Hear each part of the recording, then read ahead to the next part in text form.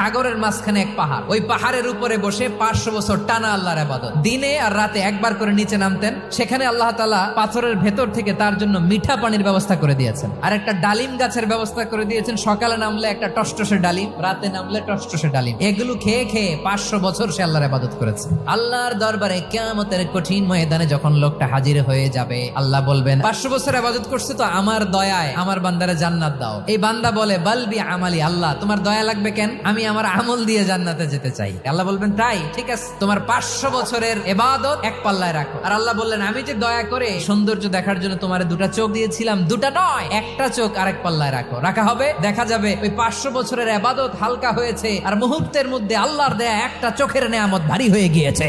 ফলাফল দেখো, হিসাব বলে তুমি এখন জাহান্নামে যাবা, যাও এবার জাহান্নামে যাও। এবার লোকটা কাচুমাচু করে বলে আল্লাহ এবার আমি বুঝতে পেরেছি তোমার দয়া ছাড়া দুনিয়ায় কেউ জান্নাতে যেতে পারবে না।